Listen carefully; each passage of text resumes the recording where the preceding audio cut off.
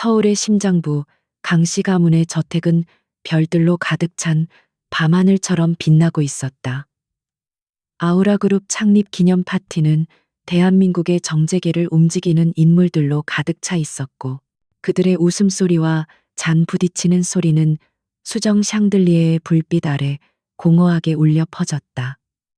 한서연은 이 모든 화려함 속에서 섬처럼 외로웠다. 그녀의 몸을 감싼 심플한 실크 드레스는 주변의 요란한 보석들과는 어울리지 않았지만 그녀 특유의 단아한 아름다움을 더욱 돋보이게 했다. 그녀의 남편 강지훈이 다가와 그녀의 허리를 감쌌다. 그의 손길은 익숙했지만 온기는 느껴지지 않았다. 피곤해 보여. 괜찮아? 그의 목소리는 부드러웠지만 그 부드러움은 잘 연마된 보석처럼 차가운 광택을 띠고 있었다. 서연은 희미하게 미소를 지으며 고개를 저었다. 그녀는 이 남자를 사랑했지만 그의 세계는 언제나 투명한 벽으로 둘러싸여 있는 것 같았다. 그 벽 너머에는 아우라 그룹의 후계자라는 무거운 왕관과 그의 어머니인 박 회장의 날카로운 눈빛이 존재했다. 박 회장은 사람들과 우아하게 대화를 나누면서도 그 시선은 늘 서연에게 머물러 있었다. 그 눈빛에는 만족감 대신 경계심과 은밀한 경멸이 담겨 있었다. 서연의 미천한 출신은 그녀가 아무리 노력해도 지울 수 없는 주홍글씨와 같았다. 지훈과의 결혼은 동화 같은 이야기로 포장되었지만 현실은 가시밭길 위를 맨발로 걷는 것과 같았다. 그녀는 언제나 이방인이었고 잠시 머물다 가는 손님에 불과했다. 파티의 절정은 강씨 가문의 가보인 심해의 눈물 목걸이를 박 회장이 며느리인 서연에게 잠시 걸어주는 순간이었다. 거대한 사파이어는 그 이름처럼 깊고 푸른 바다의 슬픔을 담고 있는 듯 신비로운 빛을 발했다. 목걸이가 그녀의 목에 걸리는 순간 장내에서는 감탄사가 터져 나왔다. 서연은 목에 걸린 보석의 무게보다 사람들의 시선이 더 무겁게 느껴졌다. 그녀는 마치 재물이 된 듯한 기분에 사로잡혔다. 그 순간 윤채리가 나타났다. 다른 재벌가의 딸이자 지훈의 오랜 친구인 그녀는 서연에게 다가와 과장된 친밀함으로 말을 걸었다. 정말 아름다워, 서연 씨. 마치 목걸이가 원래 당신 것이었던 것처럼 잘 어울리네. 그녀의 눈은 웃고 있었지만 그 안에는 질투의 불꽃이 이글거렸다. 서연은 어색하게 미소 지으며 감사를 표했지만 체리의 손이 자신의 어깨를 스치는 순간 본능적인 불안감을 느꼈다. 사건은 순식간에 일어났다. 파티장의 조명이 잠시 어두워지며 새로운 공연을 예고하는 순간 누군가의 날카로운 비명소리가 음악을 갈랐다.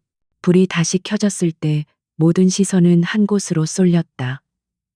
박 회장의 전시 케이스 앞에 서 있던 윤채리가 겁에 질린 얼굴로 소리치고 있었다.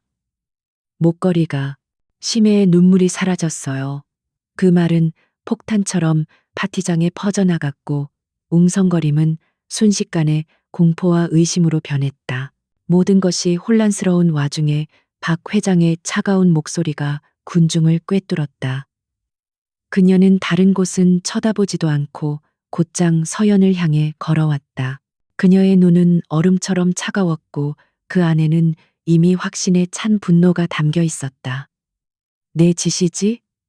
이 가문의 모든 것을 탐내더니 결국에는 이런 짓까지 벌이는구나. 이 천한 것. 그녀의 말 한마디 한마디는 비수가 되어 서연의 심장에 밝혔다. 주변의 속삭임이 거대한 파도처럼 그녀를 덮쳤다. 서연은 당황하여 말을 더듬었다. 아닙니다, 어머님. 저는 정말 아무 짓도 하지 않았어요. 그녀는 필사적으로 부인했지만 아무도 그녀의 말을 믿으려 하지 않았다. 그녀의 변명은 오히려 의심을 증폭시킬 뿐이었다. 그녀는 구원을 바라는 눈빛으로 남편 강지훈을 바라보았다. 그가 자신을 믿어주기만 한다면 이 끔찍한 악몽에서 벗어날 수 있을 것 같았다. 그녀의 유일한 희망이었다. 하지만 강지훈의 얼굴은 감정을 읽을 수 없는 조각상처럼 굳어 있었다. 그의 침묵은 그 어떤 비난보다도 서연의 심장을 아프게 찔렀다. 그는 그녀와 그의 어머니 그리고 수많은 하객들 사이에서 저울질하고 있었다. 그의 눈동자는 빠르게 흔들리며 가문의 명예와 눈앞의 아내 사이에서 길을 잃은 듯했다. 서연은 그의 침묵 속에서 자신의 운명이 결정되고 있음을 직감했다. 제발 단 한 번만이라도 내 편이 되어달라고 그녀는 속으로 절규했다. 마침내 지훈이 입을 열었다. 그의 목소리는 얼음장처럼 차갑고 단호했다. 당신에게 실망했다, 한서연. 그 짧은 문장은 사형 선고와도 같았다. 그는 그녀를 믿지 않았다. 아니, 믿지 않기로 선택했다. 가문의 안위와 자신의 평판 앞에서 그녀의 진실은 아무런 가치가 없었다. 그는 천천히 그녀에게서 한 걸음 물러섰다. 그 거리는 멀지 않았지만 서연에게는 영원히 건널 수 없는 강처럼 느껴졌다. 박 회장은 승리자의 미소를 지으며 경호원들에게 명령했다. 저 여자를 당장 끌어내. 우리 집안의 물건에 손을 댄 도둑을 단 한순간도 이 집에 들일 수 없다. 경호원들의 거친 손이 서연의 팔을 붙잡았다. 그녀는 마지막 힘을 다해 저항하며 지훈의 이름을 불렀지만 그는 끝내 그녀를 외면했다. 그의 차가운 등은 그녀가 지난 몇 년간 믿고 사랑했던 모든 것이 거짓이었음을 증명하고 있었다. 서연은 수많은 사람들의 경멸과 조롱 섞인 시선을 받으며 저택 밖으로 끌려나갔다.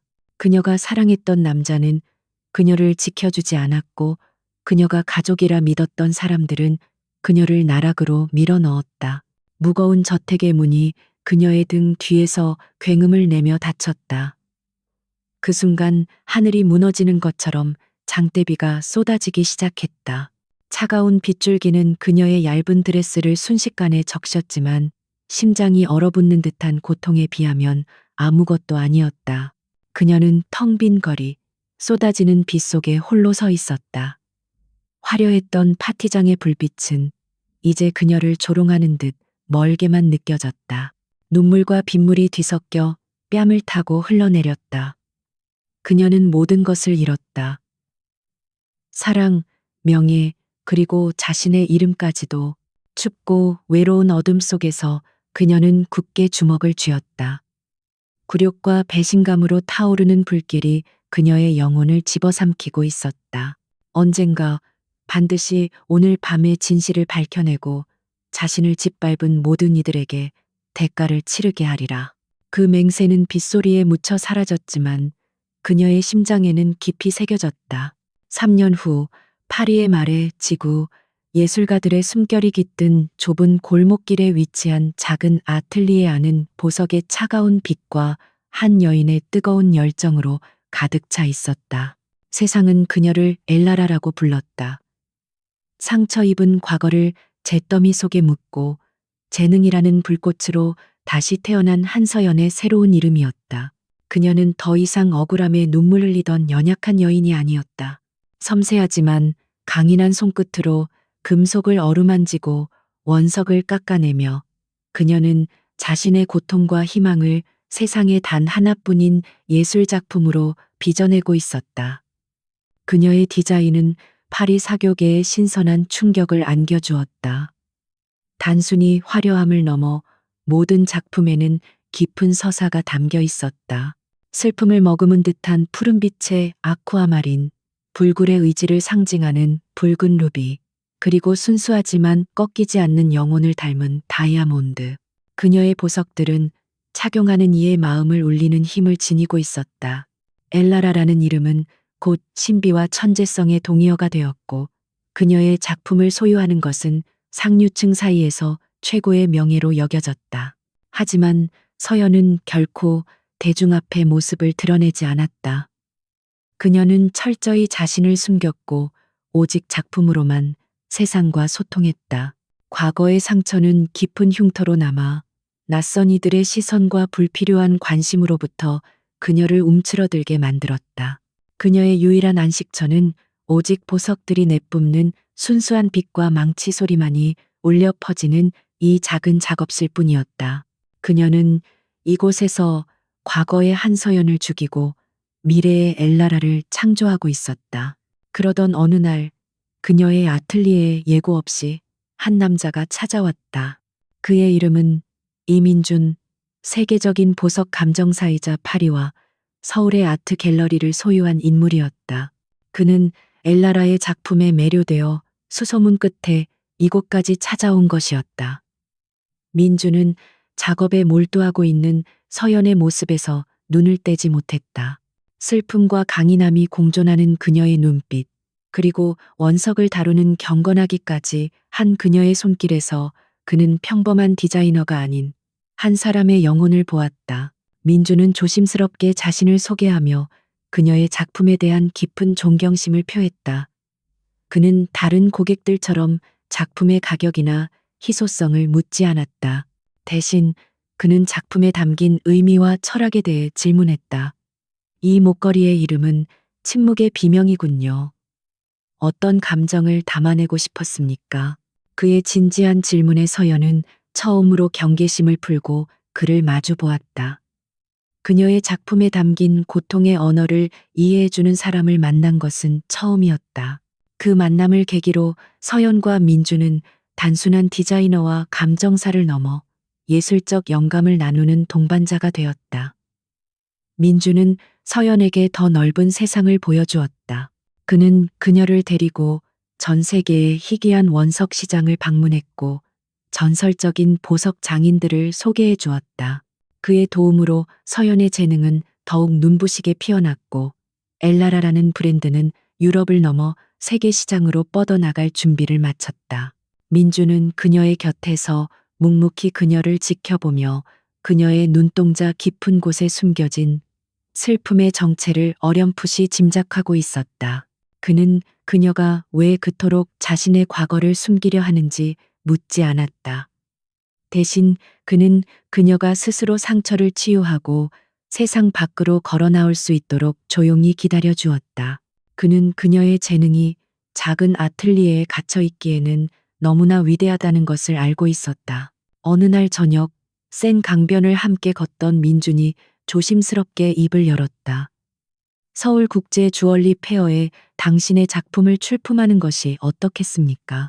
아시아 시장에 엘라라를 공식적으로 알릴 수 있는 최고의 기회가 될 겁니다. 그의 말에 서연의 발걸음이 순간 멈칫했다. 서울이라는 단어가 그녀의 심장을 차갑게 찔렀다. 그곳은 그녀가 잊고 싶었던 모든 악몽이 시작된 곳이었다. 그녀는 고개를 저으며 나지막이 말했다. 저는 아직 준비가 되지 않았어요. 민주는 그녀의 흔들리는 눈빛을 부드럽게 마주보며 말했다. 언제까지 과거에 갇혀 살 수는 없습니다.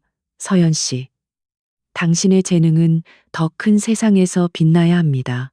당신을 짓밟았던 사람들에게 당신이 얼마나 강하고 위대한 존재가 되었는지 보여줘야 하지 않겠습니까?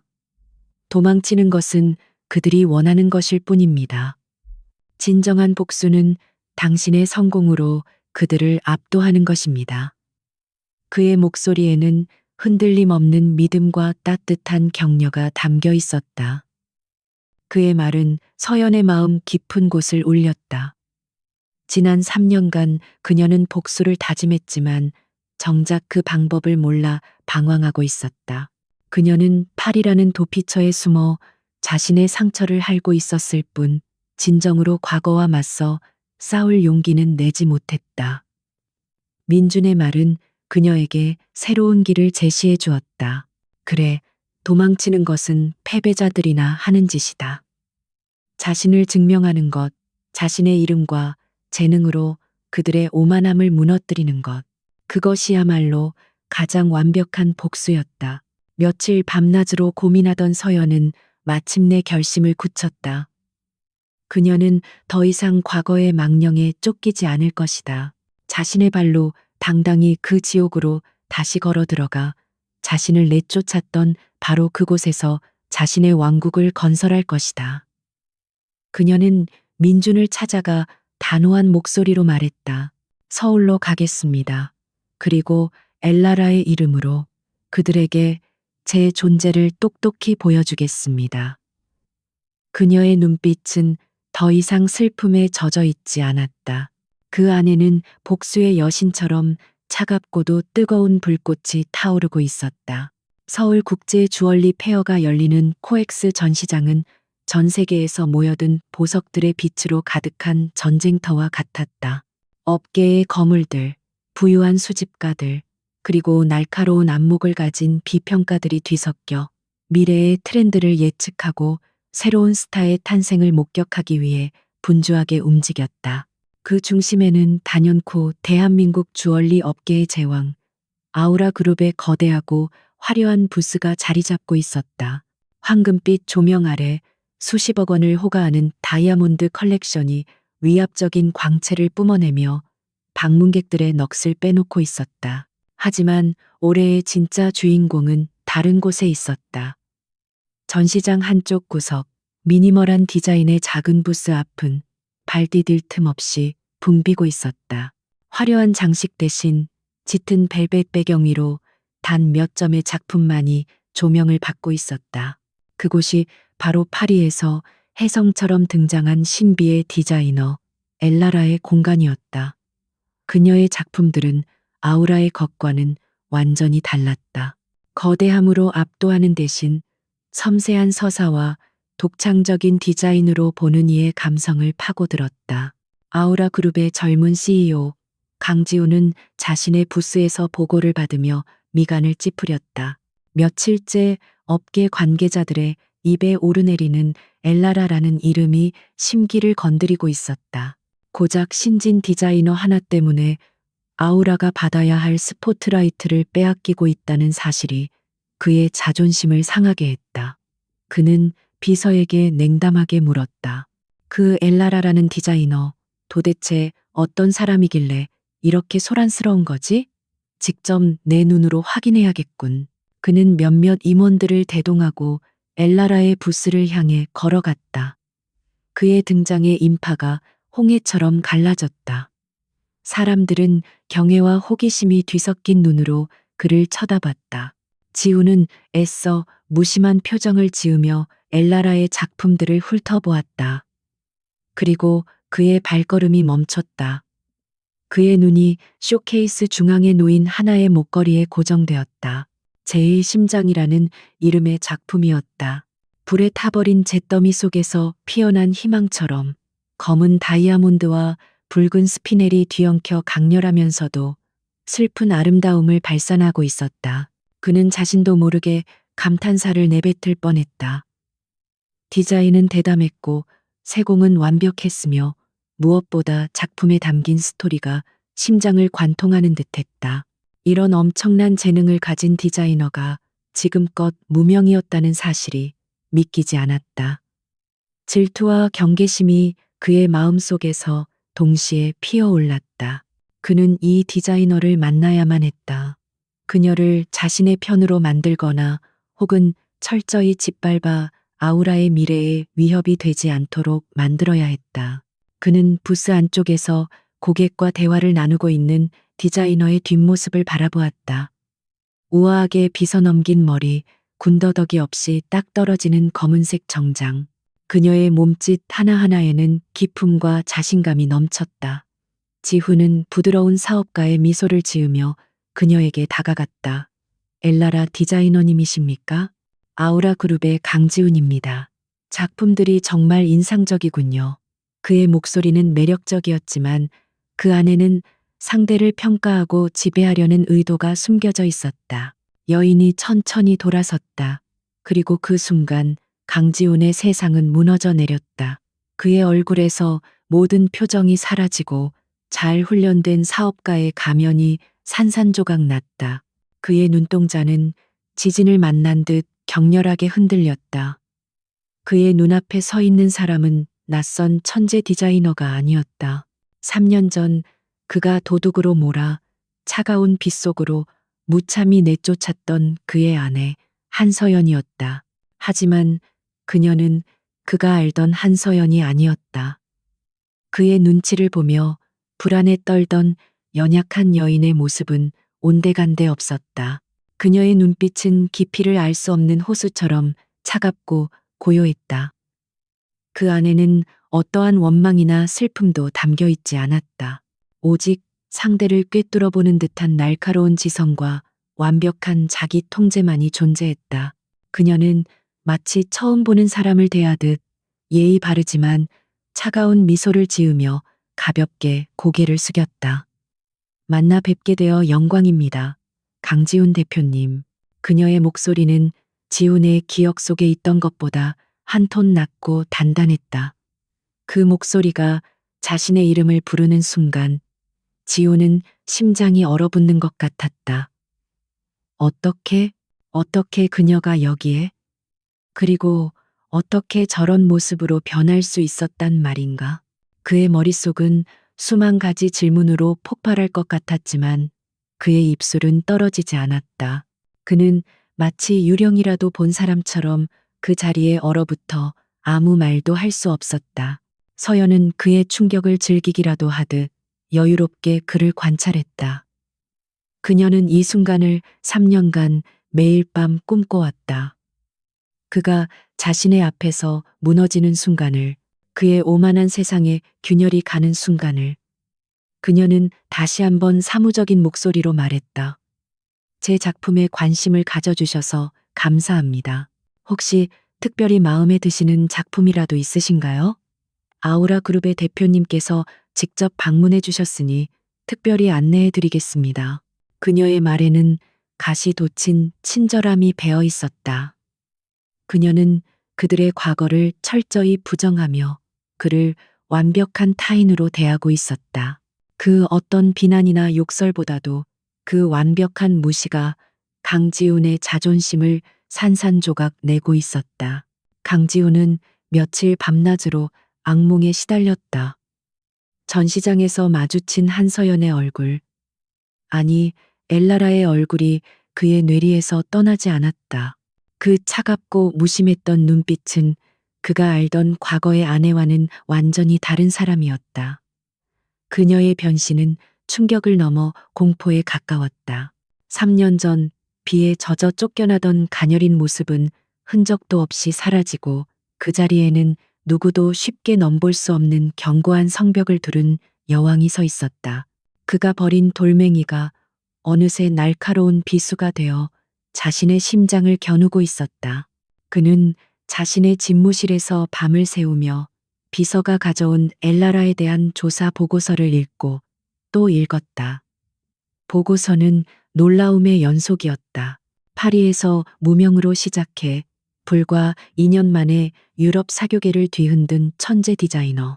그녀의 작품들은 경매에서 상상을 초월하는 가격에 팔려나갔고 그녀의 고객 리스트에는 왕족과 세계적인 셀러브리티들의 이름이 즐비했다. 그리고 그녀의 뒤에는 든든한 조력자 이민준이 있었다. 이민준은 단순한 갤러리 오너가 아니었다. 그는 세계 원석 시장에 숨겨진 큰손이자 날카로운 안목으로 미래의 거장을 발굴해내는 것으로 유명한 인물이었다. 지훈은 보고서를 책상 위에 내던지며 쓴웃음을 지었다. 한서연은 그저 운이 좋았던 것이 아니었다. 그녀는 자신의 재능을 알아봐줄 사람을 만났고 스스로의 힘으로 완벽하게 재기했다. 아니, 재기를 넘어 그가 이끄는 아우라 그룹을 위협할 만큼 강력한 존재가 되어 돌아왔다. 그의 마음 속에서 혼란스러운 감정들이 소용돌이쳤다. 분노, 당혹감, 그리고 아주 희미한 후회. 하지만 후회는 곧 생존 본능에 휩쓸려 사라졌다. 그는 강지훈이었고 아우라의 제왕이었다. 그는 자신의 왕국을 위협하는 그 어떤 적도 용납할 수 없었다. 그는 즉시 비상 임원 회의를 소집했다. 회의실의 공기는 얼음장처럼 차가웠다. 지훈은 엘라라의 부상이 아우라에 미칠 영향에 대해 냉정하게 분석하며 전방위적인 압박 전략을 지시했다. 그의 목소리에는 일말의 망설임도 없었다. 지금부터 엘라라라는 브랜드를 철저히 고립시켜야 한다. 우리의 유통망을 이용해 백화점과 편집샵에서 그녀의 제품을 모두 빼내 최고의 원석 공급상들에게 연락해 엘라라와의 모든 거래를 중단하도록 압력을 가해 언론에는 아우라의 새로운 컬렉션을 대대적으로 홍보하면서 엘라라에 대한 관심이 자연스럽게 식도록 만들어. 그것은 거대 기업이 신생 브랜드를 죽이기 위해 사용하는 전형적이지만 가장 효과적인 방법이었다. 돈과 권력으로 시장의 모든 통로를 막아 숨통을 끊어버리는 것. 임원들은 그의 냉혹한 결정에 잠시 망설였지만 아무도 이의를 제기하지 못했다. 아우라의 왕자를 지키기 위해서라면 어떤 수단과 방법도 가리지 않는 것이 바로 강지훈의 방식이었고 그들은 그 방식에 익숙해져 있었다. 그는 회의를 마치며 마지막으로 쐐기를 박았다. 그리고 그녀에게 직접 연락해 브랜드 인수합병을 제안하도록. 그녀의 재능은 아깝지만 엘라라라는 이름은 이 시장에서 사라져야 한다. 그녀가 거절한다면 자신이 무엇을 잃게 될지 똑똑히 알려줘. 아우라의 공세는 즉각적이고 거칠게 시작되었다. 엘라라와 계약을 맺었던 고급 백화점들이 갑작스럽게 입점 취소를 통보해왔다. 수년간 거래해왔던 이탈리아의 원석 공급상은 이유를 설명하지 않은 채 공급 불가 통보를 보내왔다. 서연의 브랜드 론칭을 다루기로 했던 패션 잡지들은 약속이나 한 듯 기사를 취소하고 그 자리를 아우라의 광고로 채웠다. 사방에서 문이 닫히고 있었다. 강지훈이 만든 거대한 벽이 그녀를 질식시키기 위해 서서히 다가오고 있었다. 하지만 서연은 조금도 동요하지 않았다.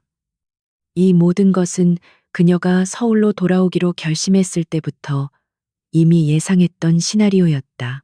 그녀는 강지훈이라는 남자가 얼마나 무자비하고 철저한 사람인지 누구보다 잘 알고 있었다. 그는 자신의 권위를 지키기 위해서라면 친족의 피마저 차갑게 식힐 수 있는 남자였다. 그녀는 그의 공격을 기다렸고 이제 반격할 준비를 마친 상태였다. 그녀는 이민준과 함께 자신의 사무실에서 차분하게 대응책을 논의했다. 민준은 걱정스러운 얼굴로 물었다. 아우라의 압박이 생각보다 훨씬 거셉니다. 이대로라면 브랜드 론칭 자체가 무산될 수도 있습니다. 서연은 창밖의 서울 야경을 바라보며 담담하게 대답했다. 그가 모든 문을 닫으면 우리는 우리만의 문을 만들면 돼요. 처음부터 그들의 유통망에 의존할 생각은 없었어요. 우리는 우리만의 길을 갈 겁니다. 며칠 후 아우라의 인수합병 제안을 가지고 온 변호사 앞에서 서연은 정중하지만 단호하게 제안을 거절했다. 엘라라는 제 영혼과도 같습니다. 돈으로 값을 매길 수 있는 것이 아닙니다. 강지훈 대표님께는 감사하지만 사양하겠다고 전해주십시오. 그녀의 태도는 너무나 평온해서 아우라의 변호사는 오히려 당황했다. 그는 자신이 마주하고 있는 이 여인이 거대 기업의 압박 속에서 모든 것을 잃을 위기에 처한 사람이 맞는지 의심스러울 정도였다. 그리고 바로 다음 날 서연은 자신의 반격 카드를 꺼내 들었다. 그녀는 청담동의 가장 비싼 땅에 위치한 단독 건물을 매입해 엘라라의 첫 번째 플래그십 스토어이자 아틀리에로 만들겠다고 공식적으로 발표했다. 동시에 온라인 부티크를 오픈하여 전 세계 고객들이 직접 그녀의 작품을 주문할 수 있는 시스템을 구축했다. 그녀는 거대 유통망에 기대는 대신 고객과 직접 소통하는 럭셔리 전략을 선택한 것이다. 또한 이민준의 네트워크를 통해 아프리카와 남미의 희귀 원석 광산과 직접 독점 계약을 맺으며 아우라의 공급망 봉쇄를 무력화시켰다. 그녀의 행보는 대담하고 예측 불가능했다. 강지훈이 문을 닫을 때마다 그녀는 더 크고 화려한 문을 만들어냈다. 시장은 아우라의 압박에 굴하지 않는 엘라라의 용기에 열광하기 시작했다. 이것은 더 이상 거대 기업과 신생 브랜드의 싸움이 아니었다. 과거에 의해 버림받은 여자와 그녀를 버린 남자 사이의 자존심을 건 전쟁이었다. 서연은 자신의 플래그십 스토어 개업 파티 초대장을 언론사와 VIP들에게 발송했다. 그리고 그중 한 장은 특별히 아우라 그룹의 CEO 강지훈에게 보내졌다. 그것은 항복 문서가 아닌 전쟁의 시작을 알리는 공식적인 선전포고였다. 엘라라의 플래그십 스토어 론칭 파티는 서울 사교계의 가장 뜨거운 화제였다. 청담동의 밤을 밝히는 우아한 건물 안은 대한민국의 네로라 하는 셀러브리티와 예술계 인사, 그리고 VVIP 고객들로 인산인해를 이루었다. 한서연은 엘라라라는 이름으로 완벽한 호스트가 되어 손님들을 맞이했다. 그녀의 얼굴에는 부드러운 미소가 걸려 있었지만 그 미소 뒤에는 한치의 흔들림도 없는 강철 같은 의지가 숨어 있었다. 그녀는 자신의 왕국을 세웠고 이제 그 성벽 위에서 자신을 버렸던 세상을 내려다보고 있었다. 이민주는 그녀의 곁에서 샴페인 잔을 들고 나지막이 말했다. 당신이 해냈군요. 모두가 당신의 발 아래에 있습니다. 그의 목소리에는 진심 어린 감탄이 담겨 있었다. 서연은 화려한 샹들리의 불빛을 향해 시선을 돌리며 담담하게 대답했다. 이건 시작일 뿐이에요. 성을 쌓는 것보다 중요한 건 성을 위협하는 적을 제거하는 것이죠. 그녀의 눈빛은 축제의 열기 속에서도 놀랄 만큼 차가웠다. 그녀는 단 한순간도 복수의 목표를 잊은 적이 없었다. 파티가 끝난 후 텅 빈 쇼룸에 홀로 남은 서연은 자신의 작품들을 천천히 둘러보았다. 모든 작품에는 그녀가 겪었던 고통과 인내, 그리고 분노의 조각들이 담겨 있었다. 그녀는 3년 전 그날 밤의 기억을 의도적으로 떠올리기 시작했다. 과거에는 그저 고통스럽기만 했던 기억의 파편들이 이제는 사건의 진실을 재구성해야 할 중요한 단서처럼 느껴졌다. 그녀는 더 이상 감정에 휘둘리는 피해자가 아니었다. 그녀는 자신의 사건을 수사하는 냉철한 수사관이 되어야 했다. 그녀는 눈을 감고 그날의 파티장을 머릿속에 그렸다. 사람들의 웃음소리, 음악, 그리고 박 회장의 경멸 어린 눈빛, 모든 것이 생생했다. 그리고 그 기억의 중심에는 항상 미묘한 위화감을 자아냈던 한 사람, 윤체리가 있었다. 서연은 체리가 자신에게 다가와 목걸이를 칭찬하던 순간을 집중적으로 파고들었다. 그녀의 미소는 왜 그렇게 부자연스러웠을까? 어깨를 스치던 그녀의 손길은 왜 그렇게 차갑게 느껴졌을까? 그리고 결정적으로 정전이 되기 직전 체리의 시선은 목걸이가 아닌 다른 곳을 향하고 있었다. 그녀는 마치 퍼즐 조각을 맞추듯 기억을 더듬었다.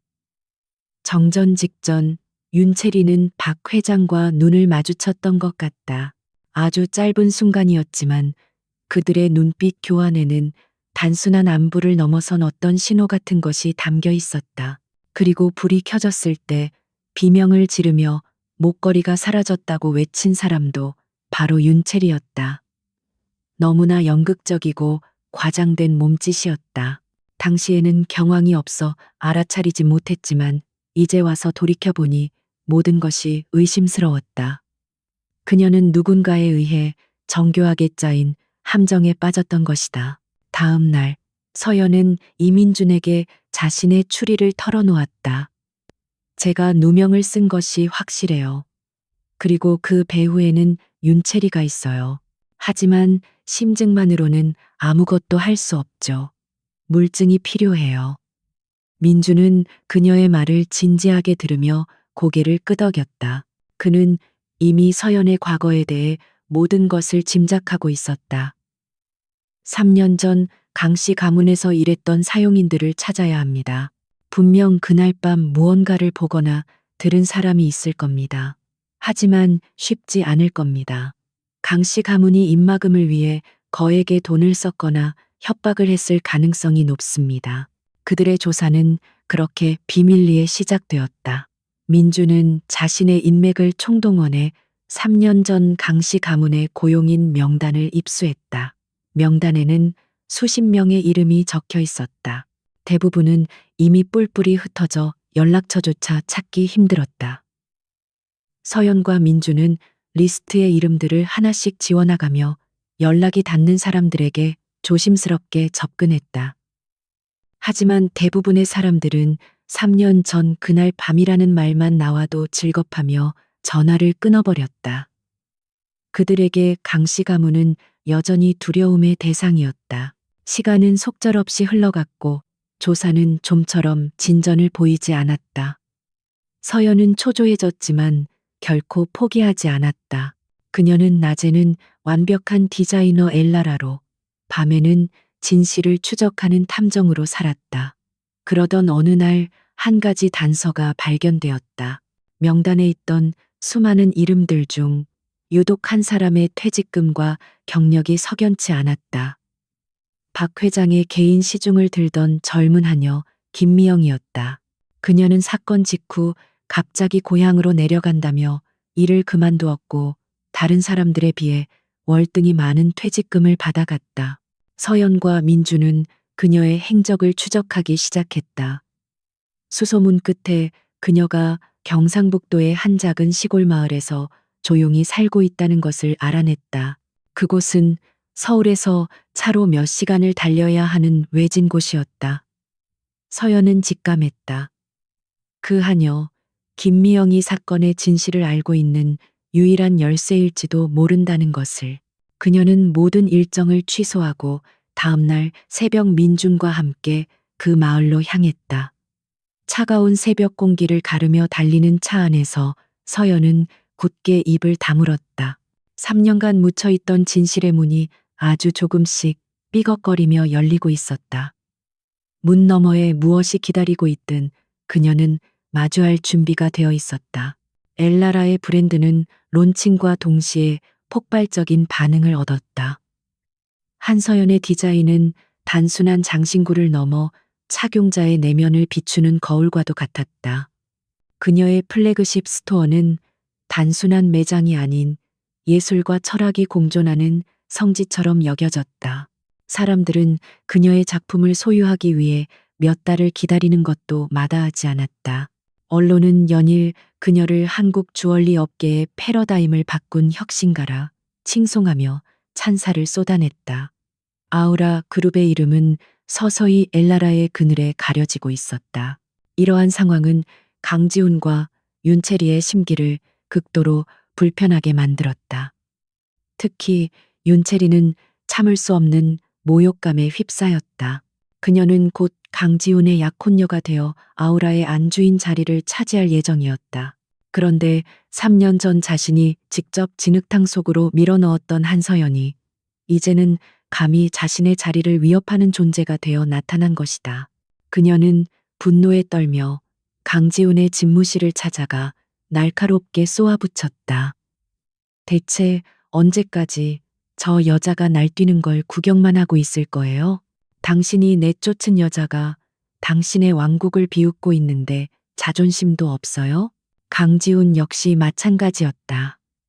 그의 사업적 압박은 서연에게 전혀 통하지 않았다. 오히려 그녀의 명성만 더욱 높여주는 꼴이 되었다. 그의 자존심은 산산조각이 났다. 그는 언제나 지배하고 통제하는 위치에 있었지만 한서연이라는 변수는 그의 통제 범위를 완전히 벗어나 있었다. 그는 와인잔을 신경질적으로 내려놓으며 말했다. 사업적으로는 더 이상 손을 쓰기 힘들어. 이민준이 뒤를 봐주고 있어서 섣불리 건드렸다가는 우리까지 위험해질 수 있어. 그의 말에 윤채리는 경멸적인 미소를 지었다. 사업으로 안 되면 다른 방법이 있잖아요. 저 여자의 가장 큰 약점이 뭔지 잊었어요? 저 여자는 도둑이었어요. 우리가 그렇게 만들었잖아요. 그녀의 목소리는 뱀처럼 교활하고 차가웠다. 그녀는 지훈에게 다가가 그의 넥타이를 고쳐주며 속삭였다. 사람들은 진실이 뭔지엔 관심 없어요. 그저 자극적이고 재미있는 이야기를 원할 뿐이죠. 우리가 그 이야기를 들려주면 되는 거예요. 천재 디자이너 엘라라의 숨겨진 과거. 아주 흥미롭지 않아요? 그들의 비열한 음모는 즉시 실행에 옮겨졌다. 며칠 후, 한 연예부 기자의 블로그에 익명의 제보를 바탕으로 한 짧은 글이 올라왔다. 최근 가장 핫한 주얼리 디자이너 이양, 3년 전 모 재벌가에서 불미스러운 일로 쫓겨난 H씨와 동일 인물이라는 자극적인 제목의 글이었다. 글에는 구체적인 이름이 명시되지 않았지만 모든 정황은 누가 봐도 엘라라와 한서연을 가리키고 있었다. 그 글은 순식간에 온라인 커뮤니티와 SNS를 통해 바이러스처럼 퍼져나갔다. 처음에 반신반의하던 여론은 기다렸다는 듯이 터져나오는 후속 기사들과 조작된 증언들에 의해 급격히 악화되었다. 재벌가 며느리의 절도 행각, 화려한 성공 뒤에 숨겨진 추악한 과거, 언론은 확인되지 않은 사실을 기정사실인 양 떠들어댔고 대중은 엘라라에게 쏟아냈던 찬사만큼이나 가혹한 비난을 퍼붓기 시작했다. 그녀의 성공 스토리는 한순간에 파렴치한 범죄자의 신분 세탁 과정으로 전락했다. 엘라라의 사무실은 그야말로 아수라장이었다. 투자자들의 항해 전화가 빗발쳤고 계약을 취소하겠다는 파트너들의 연락이 끊이지 않았다. 플래그십 스토어 앞에는 기자들이 진을 치고 있었고 일부 극성 안티들은 건물의 오물을 투척하기도 했다. 직원들은 불안에 떨며 서연의 눈치만 살폈다. 지난 몇 달간 쌓아 올린 모든 것이 단 며칠 만에 무너져 내리고 있었다. 이것이 바로 강지훈과 윤채리가 원했던 그림이었다. 그녀를 사회적으로 완전히 매장시켜 재기불능 상태로 만드는 것. 이민주는 분노를 참지 못하고 소리쳤다. 이건 명백한 명예훼손입니다. 당장 법적 대응을 해야 해요. 하지만 서연은 폭풍의 눈처럼 고요했다. 그녀는 창밖에서 벌어지는 소란을 차가운 눈으로 내려다볼 뿐 조금의 동요도 보이지 않았다. 그녀의 침묵은 패배의 인정이 아니었다. 그것은 가장 격렬한 분노의 또 다른 표현이었다. 그녀는 이 모든 상황이 결국 터질 수밖에 없는 필연이었음을 알고 있었다. 과거를 완전히 청산하기 위해서는 이 추악한 진흙탕 싸움을 피할 수 없다는 것을. 그녀는 민준을 돌아보며 나지막이 그러나 강철처럼 단단한 목소리로 말했다. 법적 대응은 나중 문제예요. 그들이 원하는 건 소모적인 법정 싸움이 아니에요. 대중의 심판대 위에서 나를 끌어내리는 거지. 그렇다면 나 역시 그 심판대 위로 올라가 주겠어요. 그녀는 자신의 홍보팀장에게 전화를 걸었다. 기자회견을 준비하세요. 모든 언론사를 상대로 피하지 않고 제 입으로 직접 모든 것을 밝히겠습니다. 그녀의 목소리에는 두려움 대신 결연한 의지가 서려 있었다. 전쟁은 시작되었고 그녀는 기꺼이 전장 한복판으로 걸어 들어갈 준비를 마쳤다. 기자회견장은 전쟁터를 방불케 했다. 수백 개의 카메라 렌즈가 마치 총구처럼 단상을 겨누고 있었고 터져나오는 플래시 세례는 눈을 멀게 할 만큼 집요했다. 기자들은 먹잇감을 앞에 둔 맹수처럼 흥분과 기대감으로 들끓었다. 그들은 한때 재벌가의 며느리였으나 지금은 추문에 휩싸인 천재 디자이너가 어떻게 무너지는지를 목격하고 그 추락의 순간을 가장 자극적인 단어로 포장해 기사로 쓸 준비를 마친 상태였다. 약속된 시간이 되자 회견장 옆문이 열리고 한서연이 모습을 드러냈다. 모든 소음이 순간 멎었다. 사람들은 초췌하고 겁에 질린 혹은 분노로 이성을 잃은 피의자의 모습을 기대했다. 하지만 단상 위로 걸어 나오는 그녀의 모습은 그들의 예상을 완전히 빗나갔다. 흠잡을 데 없이 완벽한 짙은 남색의 슈트, 목선을 따라 흐르는 심플한 진주 목걸이, 그리고 모든 감정을 지워버린 듯 고요하고 침착한 얼굴. 그녀는 죄인이 아니라 자신의 군대를 사열하는 장군처럼 당당하고 위엄이 넘쳤다. 서연은 마이크 앞에 서서 잠시 동안 회견장을 가득 메운 기자들의 얼굴을 하나하나 천천히 훑어보았다. 그 시선에는 두려움이나 회피가 아닌 모든 것을 꿰뚫어 보는 듯한 날카로움이 서려 있었다. 마침내 그녀가 입을 열었다. 그녀의 목소리는 작았지만 이상할 만큼의 울림을 가지고 있어 거대한 회견장 전체를 순식간에 장악했다. 오늘 이 자리에 와주신 기자 여러분께 감사드립니다. 저는 최근 저에 대해 떠도는 소문들에 대해 직접 말씀드리고자 이 자리에 섰습니다. 그녀는 한치의 망설임도 없이 폭탄의 심지에 불을 붙였다. 소문은 사실입니다. 제 본명은 한서연이며 3년 전 아우라 그룹의 강지훈 대표와 혼인 관계에 있었던 것도 사실입니다. 그리고 가문의 보석을 훔쳤다는 누명을 쓰고 그 집에서 쫓겨난 것 또한 모두 사실입니다. 회견장은 술렁거렸다. 그녀가 모든 것을 순순히 인정하리라고는 아무도 예상하지 못했다. 기자들은 서둘러 그녀의 말을 받아 적기 시작했다. 이것만으로도 충분히 충격적인 헤드라인을 뽑을 수 있었다. 하지만 서연의 진짜 이야기는 이제부터 시작이었다. 그녀는 자신의 이야기를 도둑의 변명이 아닌 억울하게 모든 것을 빼앗긴 한 여성의 투쟁기로 완벽하게 바꿔놓았다. 저는 훔치지 않았습니다. 하지만 아무도 제 말을 믿어주지 않았습니다.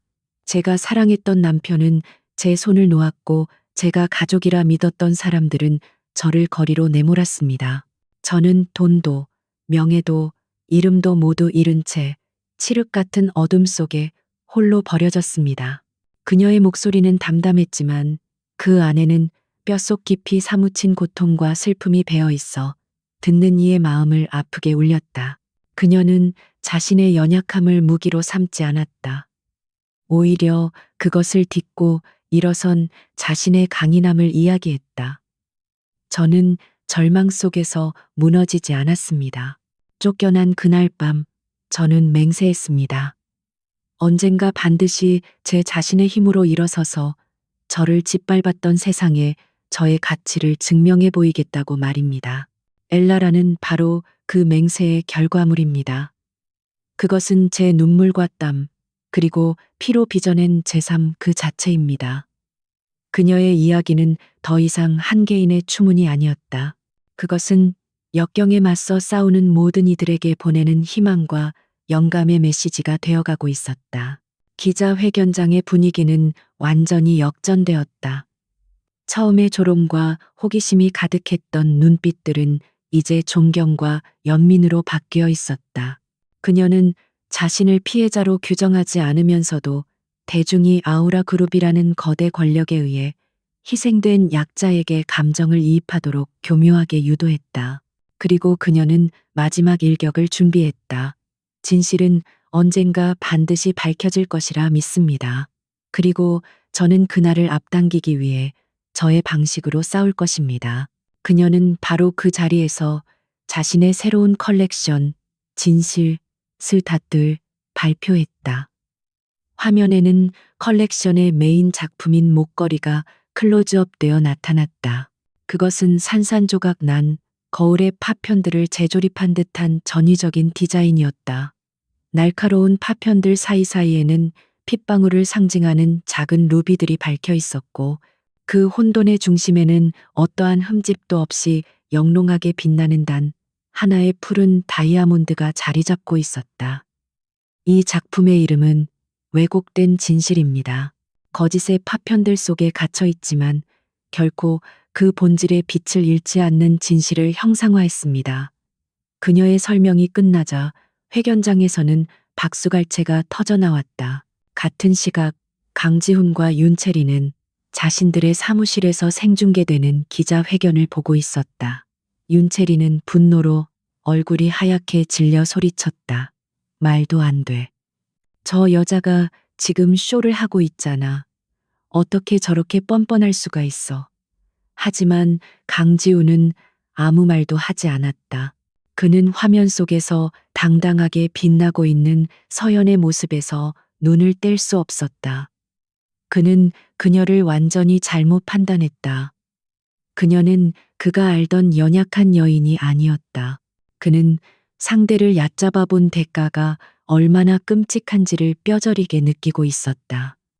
그의 완벽했던 계획은 그녀의 손에 의해 완전히 박살나 버렸다. 기자회견의 파장은 예상보다 훨씬 거대했다. 여론은 완전히 뒤집혔다. 한서연은 더 이상 추문에 휩싸인 디자이너가 아니었다. 그녀는 거대 권력의 희생양이자 자신의 힘으로 운명을 개척한 불굴의 아이콘이 되었다. 사람들은 그녀의 용기에 열광했고 그녀가 내놓은 진실 컬렉션은 출시되자마자 전례 없는 판매고를 기록하며 그녀의 서사에 힘을 실어주었다. 반면 아우라 그룹과 강씨 가문을 향한 대중의 시선은 싸늘하게 식어갔다. 사람들은 진실을 요구하며 그들의 오만함을 비난하기 시작했다. 하지만 서연은 이 모든 여론의 환호 속에서도 결코 긴장의 끈을 놓지 않았다. 대중의 동정은 쉽게 얻을 수 있는 만큼 쉽게 사라지는 신기루와 같다는 것을 그녀는 잘 알고 있었다. 이 싸움을 끝내기 위해서는 감정에 호소하는 것만으로는 부족했다. 누구도 반박할 수 없는 결정적인 증거, 즉 진실의 심장을 꿰뚫을 비수가 필요했다. 그리고 그 비수는 지금 경상북도의 외딴 시골 마을에 숨겨져 있었다. 다음 날 새벽 서영과 민주는 사람들의 눈을 피해 조용히 서울을 빠져나왔다. 화려한 청담동의 불빛이 멀어질수록 풍경은 차분하게 가라앉았고 공기는 점점 더 맑아졌다. 서연은 차창 밖으로 스쳐 지나가는 낯선 풍경들을 말없이 바라보았다. 3년간 그녀를 짓눌러 왔던 과거의 진실을 마주하러 가는 길. 그녀의 마음은 폭풍전야처럼 고요하면서도 긴장감으로 가득 차 있었다. 과연 그곳에 그녀가 원하는 답이 있을까?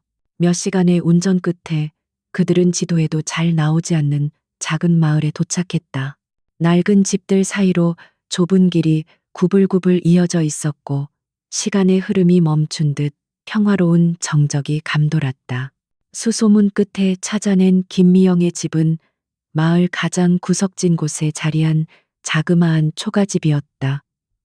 서연은 깊은 심호흡을 하고 낡은 대문 앞에 섰다.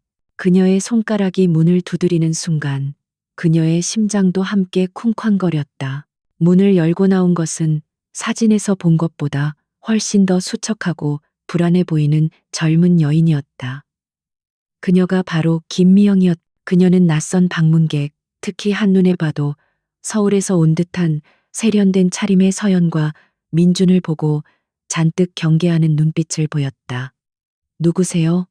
여긴 무슨 일로? 그녀의 목소리는 미세하게 떨리고 있었다. 서연은 그녀를 안심시키기 위해 부드러운 목소리로 자신을 소개했다. 오랜만이에요. 미영 씨, 저 기억하나요? 3년 전 강시댁에서 함께 일했던 한서연입니다. 한서연이라는 이름이 나오자 김미영의 얼굴은 새하얗게 질렸다. 그녀의 눈동자가 공포로 가득 차 흔들리며 마치 유령이라도 본 듯 뒷걸음질 쳤다. 저는 아무것도 몰라요. 아무것도 기억나지 않아요. 돌아가 주세요. 그녀는 다급하게 문을 닫으려 했다. 그 순간 서연이 그녀의 손목을 잡았다. 서연의 손은 가늘었지만 그 안에는 거부할 수 없는 단호함이 실려 있었다. 부탁이에요, 미영 씨. 단 10분만이라도 제 이야기를 들어주세요. 저는 당신을 해치러 온 게 아니에요. 진실을 알고 싶어서 왔을 뿐이에요. 서연의 간절한 눈빛에 김미영은 결국 저항을 포기하고 그들을 집 안으로 들였다. 낡은 방 안은 가난했지만 정갈하게 정돈되어 있었다. 김미영은 고개를 푹 숙인 채 아무 말도 하지 못했다. 서연은 그녀를 다그치지 않고 조용히 자신의 이야기를 시작했다. 자신이 어떻게 쫓겨났는지, 지난 3년간 어떻게 살아왔는지, 그리고 왜 지금 다시 나타날 수밖에 없었는지에 대해 그녀의 이야기가 이어지는 동안 김미영의 어깨는 계속해서 가늘게 떨리고 있었다. 마침내 서연이 말을 마쳤을 때 김미영은 참았던 울음을 터뜨렸다. 그녀의 울음 속에는 지난 3년간 억눌러왔던 죄책감과 두려움이 모두 담겨 있었다. 죄송합니다, 사모님. 정말 죄송합니다. 그녀는 흐느끼며 그날 밤에 진실을 털어놓기 시작했다. 그녀는 정전이 되기 직전 윤채리가 박 회장의 눈을 피해 몰래 진열장 뒤편으로 다가가는 것을 목격했다. 그리고 정전이 된 짧은 순간 금속성의 무언가가 바닥에 떨어지는 소리를 들었다. 너무 순식간이라 대수롭지 않게 여겼지만 나중에 혼자 파티장을 정리하다가 진열장 밑에서 작은 보석 브로치 하나를 발견했다. 그것은 그날 윤채리가 드레스에 달고 있던 그녀가 특별히 주문 제작했다고 자랑하던 바로 그 브로치였다. 김미영은 겁이 났다. 그녀는 자신이 엄청난 비밀을 알게 되었다는 것을 직감했다. 그녀가 망설이는 사이 박 회장 측 사람이 그녀를 찾아와 거액의 돈 봉투를 내밀며 쓸데없는 건 보지도 듣지도 말라고 협박했다. 그녀는 결국 돈을 받고 브로치를 숨긴 채 고향으로 도망치듯 내려와 죄인처럼 숨어 살았던 것이다. 이야기를 마친 김미영은 서랍 깊숙한 곳에서 작은 손수건 뭉치를 꺼내왔다. 떨리는 손으로 손수건을 펼치자 그 안에서 3년의 시간을 넘어 날카롭게 빛나는 작은 브로치가 모습을 드러냈다. 윤채리의 이니셜 YCR이 정교하게 새겨진 범행의 결정적인 증거였다. 서연은 브로치를 건네받는 순간 온몸에 전율을 느꼈다. 길고 어두웠던 터널의 끝이 드디어 보이기 시작했다. 그녀는 이제 자신을 지킬 방패뿐만 아니라 적의 심장을 꿰뚫을 가장 날카로운 창까지 손에 넣은 것이다. 그녀는 눈물 흘리는 김미영의 손을 따뜻하게 잡아주며 말했다. 고마워요, 미영 씨. 당신의 용기가 모든 것을 바로잡을 거예요. 더 이상 두려워하지 않아도 돼요. 이제부터는 제가 당신을 지켜줄게요. 서울의 밤하늘을 수놓은 가장 화려한 별들이 모두 한자리에 모인 듯했다. 대한민국 상위 1%를 위한 VVIP 자선 경매 행사가 열리는 신라호텔 연회장은 권력과 부의 향기로 가득 차 있었다. 올해 행사의 메인 스폰서는 단연 아우라 그룹이었다. 그들은 이 자리를 통해 최근 엘라라 스캔들로 구겨진 체면을 회복하고 그룹의 기술력과 예술원의 정수가 담긴 새로운 마스터피스, 태양의 심장을 공개하며 건재함을 과시할 예정이었다. 윤채리는 그날의 주인공이었다. 그녀는 강지훈의 팔짱을 낀 채 마치 여왕처럼 레드카펫을 밟았다. 그녀의 목에는 아우라에서 특별히 제작한 수십억 원대의 다이아몬드 목걸이가 눈부신 빛을 발하고 있었고 그녀의 얼굴에는 승리자의 오만한 미소가 떠나지 않았다. 한서연이 일으킨 소란은 이제 과거의 일이 되었다. 대중은 금방 잊을 것이고 결국 승리는 돈과 권력을 가진 자신들의 차지가 될 것이라고 그녀는 확신했다. 강지훈의 표정은 그녀만큼 밝지 않았지만 애써 평정심을 유지하려 노력했다. 한서연의 기자회견은 분명 뼈아픈 일격이었지만 아우라라는 거대한 제국을 무너뜨리기엔 역부족이라고 그는 판단했다. 오늘 태양의 심장이 성공적으로 공개되고 나면 모든 것은 다시 제자리로 돌아올 것이다. 그는 자신의 왕국에 드리워졌던 작은 그림자를 떨쳐내려는 듯 애써 당당한 태도를 유지하며 사람들의 인사를 받았다. 그때 연회장의 모든 시선이 한 곳으로 쏠렸다. 입구에 한서연이 모습을 드러낸 것이다. 그녀는 홀로였다. 그녀의 몸에는 화려한 보석 하나 걸려 있지 않았다. 대신 밤하늘을 연상시키는 짙은 벨벳 드레스가 그녀의 몸을 감싸고 있었고 그 자체로 그녀를 가장 빛나는 보석처럼 보이게 만들었다. 그녀의 등장은 초대받지 않은 손님의 불길한 방문과도 같았다.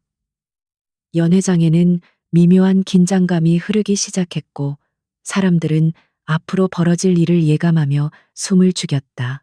서연은 주변의 시선에 아랑곳하지 않고 당당한 걸음으로 자신의 자리를 찾아 앉았다. 그녀의 자리는 놀랍게도 경매 무대가 가장 잘 보이는 앞자리 강지훈과 윤채리의 바로 뒤편이었다. 윤채리는 등 뒤에서 느껴지는 서연의 차가운 기운에 불쾌감을 느끼며 들릴 듯 말 듯한 목소리로 지훈에게 속삭였다. 저 여자가 여긴 어쩐 일이야? 누가 초대하기라도 한 거야? 지훈은 대답 대신 굳은 얼굴로 와인잔만 만지작거렸다. 마침내 행사의 하이라이트, 아우라의 마스터피스, 태양의 심장이 공개되는 순간이 왔다. 거대한 화면에 장엄한 음악과 함께 영상이 펼쳐지고 사회자는 떨리는 목소리로 작품을 소개했다. 벨벳 커튼이 걷히자 눈을 멀게 할 만큼 찬란한 빛을 뿜어내는 거대한 옐로 다이아몬드 목걸이가 모습을 드러냈다. 좌중에서는 감탄사가 터져 나왔다. 강지훈의 입가에 비로소 옅은 미소가 떠올랐다. 바로 그 순간이었다. 서연이 자리에서 조용히 일어섰다. 사회자가 당황하며 그녀를 제지하려 했지만 그녀의 목소리가 먼저 연회장 전체에 울려 퍼졌다. 정말 아름다운 작품이군요. 강지훈 대표님의 창의적인 디자인에 경의를 표합니다. 그녀의 목소리는 차분했지만 그 안에는 날카로운 칼날이 숨겨져 있었다. 그녀는 연회장 스크린을 향해 작은 리모컨을 눌렀다. 그러자 태양의 심장 영상이 사라지고 그 자리에는 낡은 스케치북의 사진들이 나타났다. 스케치북에는 오늘 공개된 태양의 심장과 놀랍도록 똑같은 디자인의 목걸이가 섬세한 필지로 그려져 있었다. 그리고 스케치 한쪽 구석에는 날짜와 함께 HSY라는 이니셜이 선명하게 밝혀 있었다. 서연의 목소리가 얼음처럼 차갑게 이어졌다. 그 스케치북은 제가 3년 전 그 집을 떠나면서 미처 챙기지 못했던 제 개인 물품입니다.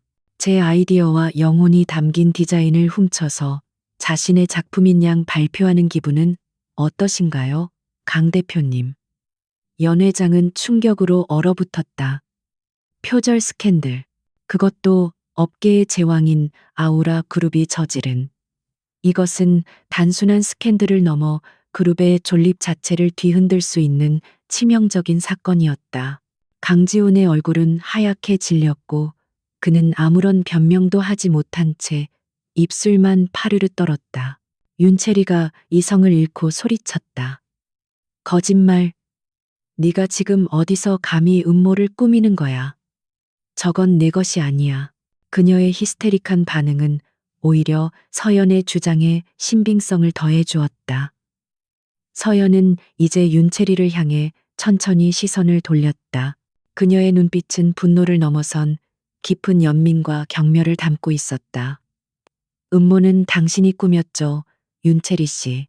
3년 전 그날 밤 당신이 심해의 눈물을 훔쳐 내게 누명을 씌웠던 것처럼 말이에요. 증거 있어? 윤채리는 악에 받쳐 소리쳤다. 서연은 희미하게 미소 지으며 대답했다. 물론이죠. 그녀가 다시 리모컨을 누르자 스크린에는 작은 브로치 사진이 클로즈업되어 나타났다. YCR3 이니셜이 선명한 바로 그날 윤채리가 잃어버렸던 브로치였다. 이 브로치가 그날 밤 목걸이가 사라진 바로 그 진열장 밑에서 발견되었습니다. 당신의 탐욕이 남긴 유일한 실수였죠. 그리고 결정적인 순간 연 회장의 모든 조명이 꺼지고 스크린의 영상이 재생되기 시작했다. 영상 속에는 겁에 질린 김미영이 떨리는 목소리로 3년 전 그날 밤 자신이 목격했던 모든 것을 증언하고 있었다. 그녀의 증언은 서연의 모든 주장을 완벽하게 뒷받침했다. 영상이 끝나고 불이 켜졌을 때 연 회장은 그야말로 아수라장이었다. 기자들의 카메라 플래시가 미친 듯이 터졌고 사람들의 경악과 분노에 찬 외침이 뒤섞였다. 모든 것이 끝났다. 윤채리는 그 자리에 주저앉아 넋나간 사람처럼 중얼거렸고 강지훈은 자신의 제국이 눈앞에서 무너져 내리는 것을 망연자실하게 바라보고 있었다. 모든 진실이 폭로된 그 순간 서연은 더 이상 그들을 쳐다보지 않았다. 그녀는 조용히 돌아서서 아수라장이 된 연회장을 빠져나왔다. 그녀의 복수는 끝났다. 이제 남은 것은 심판뿐이었다. 자선 경매의 밤이 불러온 폭풍은 대한민국을 통째로 집어삼켰다. 다음 날 아침 모든 신문과 방송의 헤드라인은 아우라 그룹의 몰락과 엘라라 진실의 승리라는 제목으로 도배되었다. 아우라 그룹의 주가는 개장과 동시에 폭락을 거듭했고 수십 년간 쌓아올린 명성과 신뢰는 단 하룻밤 만에 잿더미로 변했다. 강지훈이 지키려 했던 그의 왕국은 그가 버렸던 아내의 손에 의해 처참하게 무너져 내렸다. 강지훈은 텅 빈 회장 집무실에 홀로 앉아 있었다. 한때 그의 권력의 상징이었던 거대한 책상 위에는 주주들의 긴급 소집 요구서와 경영권 박탈을 통보하는 서류들만이 어지럽게 널려 있었다. 그는 모든 것을 잃었다. 아버지로부터 물려받은 회사, 사회적 지위, 그리고 한때 그를 존경의 눈으로 바라보던 사람들의 신뢰까지도. 그는 한서연이라는 여자를 얕보았다. 그녀의 재능과 가치를 알아보지 못했고 그녀의 내면에 숨겨진 강인함을 간과했다. 그 오만함의 대가는 너무나도 컸다. 그의 인생은 이제 돌이킬 수 없는 폐허가 되었다. 윤채리의 상황은 더욱 비참했다. 그녀는 절도 및 명예훼손 혐의로 경찰의 조사를 받게 되었다. 화려한 드레스와 보석으로 감쌌던 그녀의 위선은 만천하에 드러났고 그녀는 더 이상 상류층의 우아한 상속녀가 아닌 파렴치한 범죄자로 낙인 찍혔다. 그녀를 둘러싼 기자들의 플래시 세례는 더 이상 그녀의 아름다움을 비추는 조명이 아니었다. 그것은 그녀의 추악한 민낯을 파헤치는 심판의 빛이었다. 그녀가 그토록 원했던 아우라의 안주인 자리는 이제 그녀를 나락으로 떨어뜨린 거대한 함정이 되어버렸다. 폭풍의 중심에 있었던 한서연은 역설적이게도 가장 고요한 아침을 맞이했다. 그녀는 자신의 아틀리에 창가에 서서 소란스러운 세상의 소음이 닿지 않는 평온함 속에서 아침 햇살을 맞이했다. 3년이라는 긴 시간 동안 그녀를 짓눌렀던 무거운 멍에가 드디어 벗겨진 기분이었다. 복수는 끝났다. 하지만 그녀의 마음속에 남은 것은 승리의 환희나 통쾌함이 아니었다. 그저 모든 것이 제자리로 돌아왔다는 안도감과 지독했던 과거와 비로소 작별할 수 있게 되었다는 깊은 해방감뿐이었다. 이민준이 따뜻한 커피를 들고 그녀에게 다가왔다. 그는 아무 말 없이 그녀의 곁에 서서 그녀와 함께 아침의 풍경을 바라보았다. 그의 존재는 그 자체로 서연에게 큰 위로와 힘이 되었다. 그가 없었다면 그녀는 결코 여기까지 올 수 없었을 것이다. 이제 모든 것이 끝났습니다. 민준이 나지막이 말했다. 서연은 희미하게 미소 지으며 대답했다. 아니요, 이제 모든 것이 시작된 거예요. 그녀의 목소리에는 더 이상 과거의 그늘이 느껴지지 않았다. 그 안에는 미래에 대한 희망과 새로운 시작에 대한 설렘이 담겨 있었다. 며칠 후 검찰은 한서연의 모든 혐의에 대해 무혐의 처분을 내렸고 그녀의 이름은 법적으로도 완벽하게 깨끗해졌다. 엘라라라는 브랜드는 단순한 주얼리 브랜드를 넘어 진실과 용기의 상징이 되었다. 그녀의 플래그십 스토어는 그녀를 응원하는 사람들의 발길로 연일 문전성시를 이루었고 세계 각지에서 파트너십 제안이 쇄도했다. 그녀는 자신을 버렸던 세상의 중심에서 그 누구도 무시할 수 없는 가장 찬란한 별이 되었다. 어느 맑은 오후, 서연은 자신의 작업대 앞에 앉아 있었다. 그녀의 손바닥 위에는 아직 가공되지 않은 거친 모습의 다이아몬드 원석 하나가 놓여 있었다. 그것은 이민준이 아프리카의 작은 광산에서 직접 구해온 세상에 단 하나뿐인 희귀한 원석이었다. 흙과 돌멩이에 묻혀 그 진정한 가치를 아무도 알아보지 못했지만 그 안에는 무한한 빛의 가능성을 품고 있는 돌멩이, 마치 과거의 자신을 보는 것 같았다. 그녀는 부드러운 천으로 원석을 닦으며 그 안에 숨겨진 빛의 결을 들여다보았다. 그녀의 눈은 더 이상 과거의 상처나 복수의 분노를 담고 있지 않았다. 그 눈동자 안에는 이제 이 거친 돌멩이를 어떻게 세상에서 가장 아름다운 보석으로 탄생시킬지에 대한 예술가로서의 순수한 열정과 창조의 기쁨만이 가득했다. 그녀의 손끝에서 새로운 이야기가 시작될 준비를 하고 있었다. 과거는 지나갔고 정의는 실현되었다. 한서연은 이제 더 이상 과거에 얽매이지 않을 것이다. 그녀는 자신의 이름 한서연으로, 그리고 자신의 또 다른 자아인 엘라라로 온전히 자신의 힘으로 빛나는 삶을 살아갈 것이다. 그녀는 손안의 다이아몬드 원석을 향해 나지막이 속삭였다. 너의 진짜 아름다움을 세상에 보여줄게. 그것은 원석에게 하는 말이자 새로운 인생의 첫 페이지를 열어가는 자기 자신에게 하는 다짐이었다. 아틀리에 창문으로 쏟아져 들어오는 따스한 햇살이 그녀와 그녀의 미래를 눈부시게 비추고 있었다.